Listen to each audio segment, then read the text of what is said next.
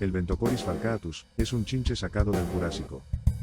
Destaca por su ancho pronoto, con dos marcadísimas prominencias en los lados de la cabeza. Su hábitat se encuentra por toda la cuenca mediterránea.